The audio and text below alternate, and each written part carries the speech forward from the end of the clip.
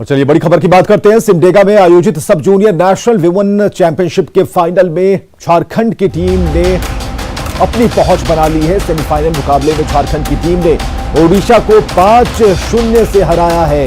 दूसरे सेमीफाइनल में हरियाणा की टीम ने यूपी को 10-0 से हराकर फाइनल में अपनी जगह बनाई है। अब झारखंड और हरियाणा के बीच फाइनल का मुकाबला होगा।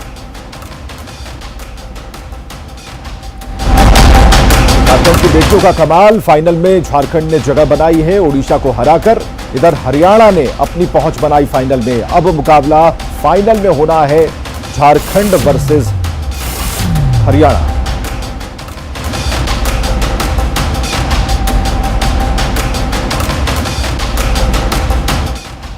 तो सेमीफाइनल में ओडिशा को झारखंड ने मात दी है। ओडिशा को 5-0 से हराया है झारखंड की बेटियों ने। और इसके बाद फाइनल में हरियाणा से मुकाबला होगा और इसके प्रसारण की तैयारी राज्य सरकार कर रही है ताकि लोग ऑनलाइन देख पाएं इस मैच को।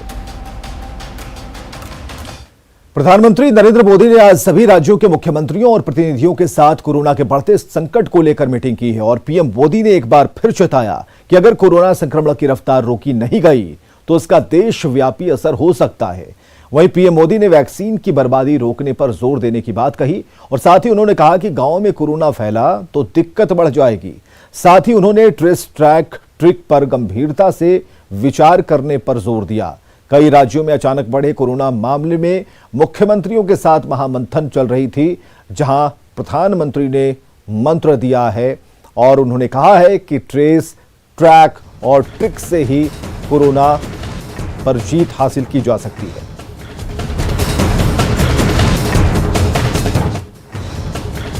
हमारी ये सफलता लापरवाही में भी नहीं बदलनी चाहिए। हमें जनता को पैनिक मोड में भी नहीं लाना है। एक भय का साम्राज्य फैल जाए ये भी स्थिति नहीं लानी है। और कुछ सावधानियां बरत करके, कुछ इनिशिएटिव लेकर के हमें जनता को परेशानी से मुक्ति भी दिलानी है। अपने प्रयासों में हमें अपने पुराने अनुभवों को शामिल करके रणनीति बनानी होगी। हर राज्य के अपने अपने प्रयोग हैं, अच्छे प्रयोग हैं, अच्छे इनिशिएटिव हैं। कई राज्य दूसरे राज्यों से नए नए प्रयोग सीख भी रहे हैं। लेकिन अब एक साल में हमारी गवर्नमेंट मशीनरी को नीचे तक ऐसी स्थितियों में कैसे काम करना करीब करीब ट्रेनिंग हो चुकी है। अब हमें प्रोएक्टिव होना जरूरी है। हमें जहां जरूरी हो, और ये मैं आग्रहपूर्वक कहता हूं, माइक्रो कंटेनमेंट जोन बनाने का विकल्प भी किसी भी हालत में ढिलास नहीं लानी चाहिए। हर लेवल पे चर्चा हो, सेंसिटाइज भी करेंगे, पुरानी चीजें याद भी करा देंगे और गति भी ला सकते हैं। और इसके साथ ही टेस्ट, ट्रैक और ट्रीट, इसको लेकर भी हमें उतनी ही गंभीरता की जरूरत है जैसे कि हम पिछले एक साल से करते आ रहे हैं। झारखंड में कोरोना के बढ़ते मामले चिंता का विषय हैं और पिछले एक महीने में कोरोना के केस में 100% की बढ़ोतरी हुई। ऐसे में लोगों को मास्क पहनने और सामाजिक दूरी के पालन की नसीहत दी जा रही है। लेकिन विधानसभा में पहुंचे विधायक खुद ही कोरोना पर जारी गाइडलाइंस की अनदेखी करते नजर आए।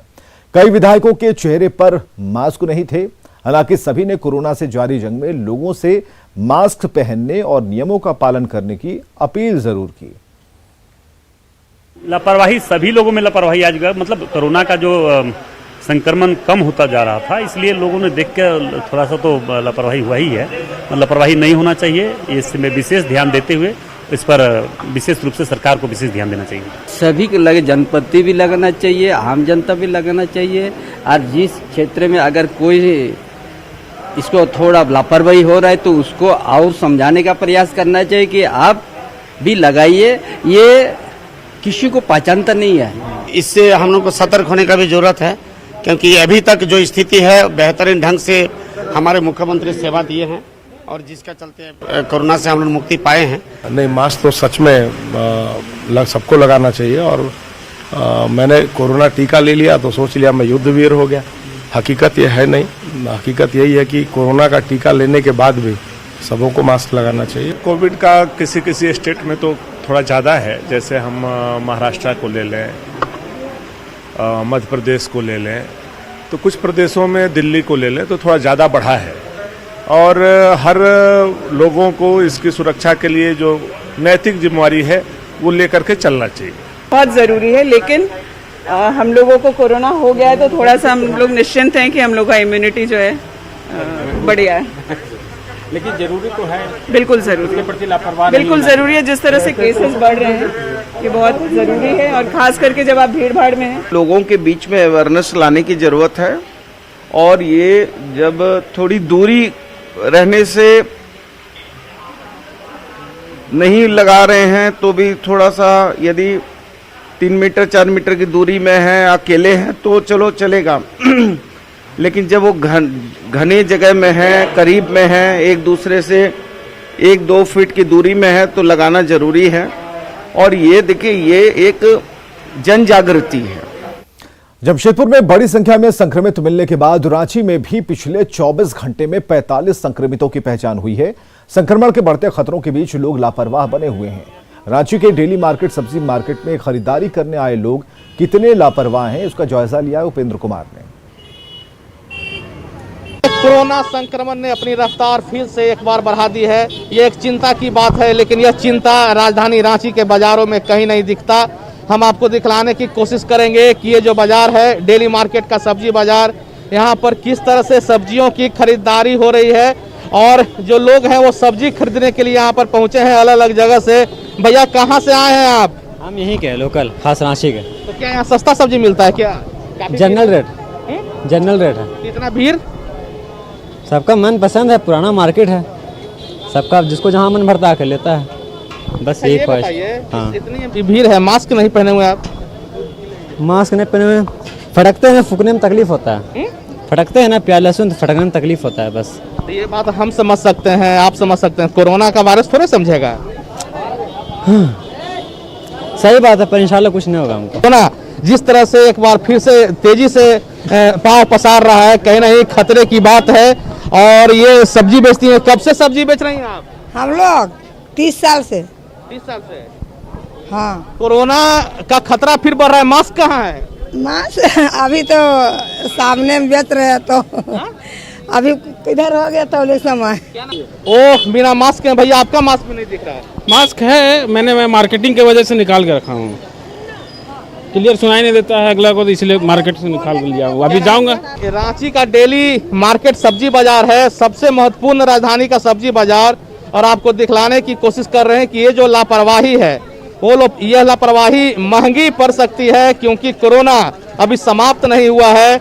2 गज की दूरी अभी भी बेहद जरूरी है, साथ साथ जो मास्क है वो मास्क लगाना जरूरी है। लेकिन जितने जो सब्जी विक्रेता हैं, किसी ने मास्क नहीं लगा रखा है। समझा जा सकता है कि आने वाले दिनों में जिस तरह से कोरोना तेजी से फैल रहा है, यह कहीं राजधानी रांची और पूरे राज्य के लिए खतरे का सबब न बन जाए, क्योंकि जितने भी केस राज्य में मिल रहे हैं उसमें 70% केस सिर्फ और सिर्फ रांची में मिल रहे हैं। कैमरामैन संजीव तिवारी के साथ उपेंद्र, न्यूज 18 रांची। तो कोरोना संकट अभी खत्म नहीं हुआ और एक बार फिर देश में कोरोना वायरस तेजी से पांव पसार रहा है, लेकिन लोग लापरवाह हैं। ना चेहरे पर मास्क है, ना ही 2 गज की दूरी है। दुमका में लोग किस तरीके से लापरवाह हैं, इसकी एक वानगी देखने को मिली बस पड़ाव पर। जायजा लिया हमारे सहयोगी पंचम झा ने। लगभग 1 वर्ष होने को है और 1 वर्ष से पूरा देश कोरोना की चपेट में है। कोरोना का खतरा अभी टला नहीं है, लेकिन लोग धीरे धीरे लापरवाह होते जा रहे हैं। हम अभी खड़े हैं उपराजधानी दुमका के बस पड़ाव में और आपको यहाँ का नज़ारा दिखाना चाह रहे हैं, जो किस कदर लोग लापरवाह हैं। जो कोरोना से बचने का मूल मंत्र बताया गया था, 2 गज दूरी और मास्क है जरूरी, लेकिन आप देख सकते हैं किसी के भी चेहरे पे मास्क नहीं है। यह लापरवाही एक बार फिर देश में कोरोना जो है अपना पांव पसार रहा है और काफ़ी तेजी से पसार रहा है। और इस बार का कोरोना जो डॉक्टरों का कहना है काफ़ी घातक साबित हो रहा है। अब जबकि कोरोना वैक्सीन का इजाद हो गया है, लेकिन अभी तक 100% लोगों को वैक्सीनेशन नहीं हुआ है या वो फेज नहीं आया है अभी जिसमें कि आम लोगों को वैक्सीन दिया जा सके। तो इस परिस्थिति में ये लापरवाही कितनी भारी पड़ेगी इसका अंदाजा आप लगा सकते हैं। इसीलिए न्यूज़ 18 की भी यह अपील है कि 2 गज दूरी और मास्क है जरूरी का पालन सभी करें। पंचम कुमार झा, न्यूज़ 18, दुमका। तो समझना भी जरूरी है कि कोरोना डरा क्यों रहा है। पिछले 1 महीने के अगर डेटा पर आप नजर डालें, आंकड़ों को देखें तो डराने वाली तस्वीरें खुद ब खुद सामने आ जाती हैं। इसी साल 16 फरवरी को देश में कोरोना के 11,795 नए मामले सामने आए, जो 16 मार्च को बढ़कर 24,437 हो गए और इस तरह 1 महीने में कोरोना के नए मामलों में 107% की बढ़ोतरी दर्ज की गई है।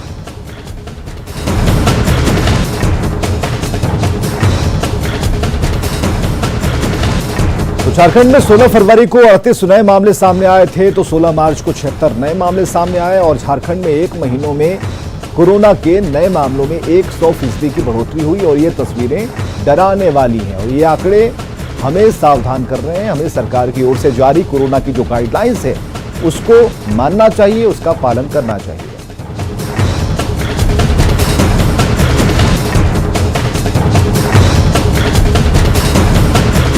और इस खबर के मायने को भी समझना जरूरी है कि देश में 1 महीने में कोरोना के नए मामलों में 107% की बढ़ोतरी हुई है।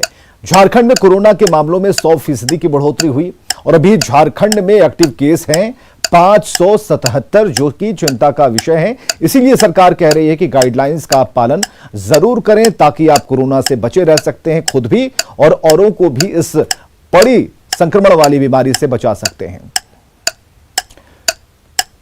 सरकारी कैलेंडर में मार्च का महीना आते ही लूट और घोटाले की नई तस्वीरें सामने आने लगती हैं। एक बार फिर राज्य के किसानों को पंप सेट देने के नाम पर सरकारी पैसों की लूट का मामला सामने आया और इस मामले में अब हाईकोर्ट का दरवाजा खटखटाने की तैयारी हो रही है।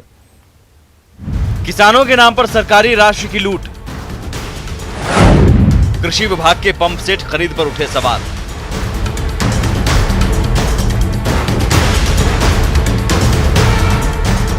किसानों को बांटे जाने वाले पंप सेट की खरीद को लेकर कृषि विभाग पर सवाल उठने लगे। सवाल इसलिए क्योंकि जिस पंप सेट का दाम बाजार में 8,000 रुपए है, उसी को दोगुनी कीमत देकर सरकार 16,000 रुपए में खरीद रही है। सबसे विचित्र बात है कि जो पंप मार्केट में 8,000 में मिल रहा है, उसको 16,000 में ऑर्डर किया गया सप्लाई करने के लिए। तो एक तरह से कहिए कि शुद्ध 12.5 करोड़ रुपया का ये फायदा है और ये 31 मार्च तक डिस्बर्स कर देना है। तो ये पूरा जो है एक तरह से मार्च लूट का मामला है। पंप सेट खरीद को लेकर जनवरी 2021 में टेंडर हुआ। टेंडर में कई बड़ी कंपनियां शामिल हुई थी, लेकिन 5 बड़ी कंपनियों को दरकिनार कर एक गुमनाम कंपनी को टेंडर देने का आरोप है। वहीं बाजार में पंप सेट के दाम 8,000 रुपए हैं, लेकिन 16,000 रुपए में खरीदे गए 25 करोड़ के पंप सेट खरीदने की योजना है। ये पंप सेट 90% की सब्सिडी पर किसानों को देना है। पंप सेट के लिए सिर्फ 10% राशि किसानों को देना है।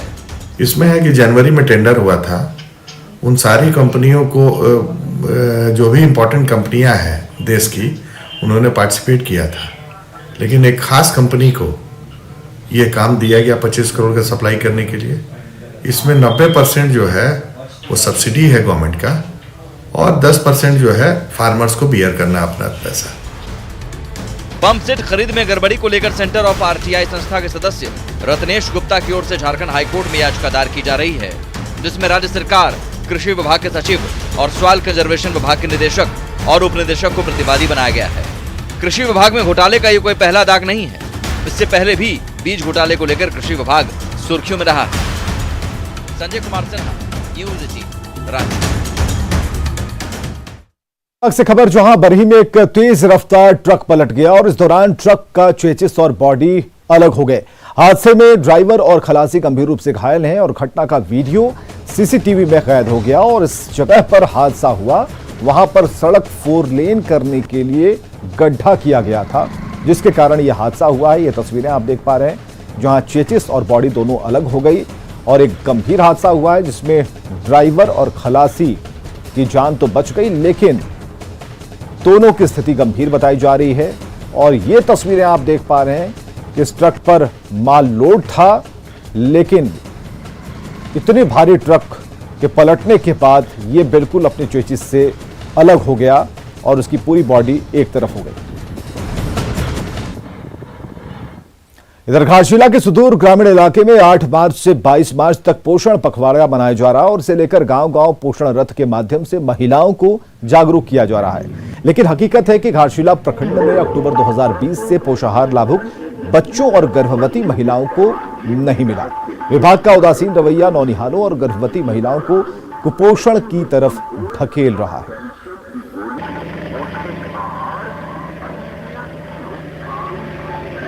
मेरी 2.5 साल की बेटी है। इसको शुरू में पहले मिलता था 1 साल तक, पर अब बहुत दिन से मिलना बंद हो गया है। सरकार तरफ से मिलने से इसका पोषण ठीक होता था। दाल, चावल, बादाम, गुड़ ये सब मिलता था। और मेरा यहाँ अभी फिर से रजिस्ट्रेशन भी हुआ है, 5-6 महीना हुआ है और इसमें शुरू से ही कुछ नहीं मिला है। रजिस्ट्रेशन होने के बाद इसमें पहले कुछ मिलता था, जैसे राशन उसन। जो राशन मिल रहा था पहले से GSL PSL के तहत, वो पिछले 1 साल से बंद है। 6 माह से 3 वर्ष के बच्चों, गर्भवती, धात्री माता, किसी को भी पोषाहार भी कार्यक्रम बंद है। और आगे देखिए बहस बिहार की।